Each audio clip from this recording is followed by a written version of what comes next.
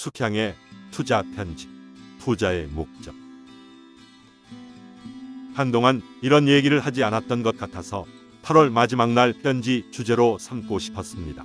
인간은 태어나는 날부터 죽음을 향한 발걸음을 시작하는 존재로 보는 저는 그래서 우리 모두는 먼 미래를 위해 지금을 힘들게 살아서는 안 되고 하루하루 행복해야 한다고 생각합니다. 그래서 이런 말씀을 드렸었죠.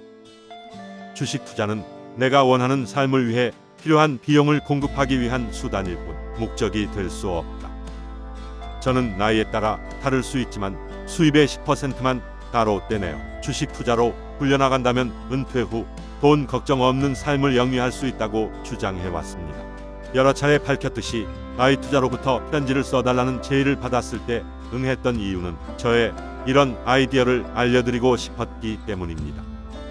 은퇴 후에 쓸 목돈 마련 방법은 5번째 편지에서 수입의 10%로 은퇴 준비부터 103번째 편지 줄어들지 않는 케이크까지 숱하게 제시했습니다. 또한 은퇴 후 생활비를 꺼내 쓰는 방법에 대해서는 22번째 편지에서 버튼 멜키를 시작으로 28번째 크리스토퍼 브라운, 41번째 랄프 웬저, 48번째 찰스 앨리스, 그리고 113번째 존 보글까지 많은 대가들이 말하는 구체적인 방법을 소개했고요. 잘 찾아보시면 숙향이 제시하는 방법도 있답니다. 은퇴 자금 마련 및 관리하는 방법은 제가 지금까지 얘기했던 것만으로도 부족하지 않을 것으로 믿고서 오늘은 매일매일의 삶을 즐기는데 도움이 될 것으로 보이는 데가 네 분의 말씀을 들려드림으로써 마음을 꼭 붙잡으려고 합니다. 먼저 자칭 비관주의자인 나심 탈렙이 말하는 만족하는 삶입니다. 사람들은 버핏이 억만장자이면서도 검소한 생활을 한다고 입을 모아 칭송하지만 나는 이해할 수가 없다. 검소한 생활이 목적이라면 버핏은 수도사가 되거나 사회사업가가 되어야 한다. 부자가 된다는 것은 순전히 이기적인 행위이지 사회적 행위가 아님을 기억해야 한다. 만족을 추구하는 사람과 최대화를 추구하는 사람 사이에는 몇 가지 차이점이 있다. 행복하게 사는 사람은 대개 만족을 추구하는 유형이다. 그는 인생에서 원하는 바를 미리 정해놓았고 만족을 얻는 순간 멈출 줄 안다. 목표를 달성해도 욕망을 계속 키워나가지 않는다. 생활 수준이 향상되더라도 이에 따라 소비 수준을 끊임없이 높이려고 하지 않는다. 다시 말해서 그는 탐욕스럽지 않기 때문에 만족할 줄을 안다.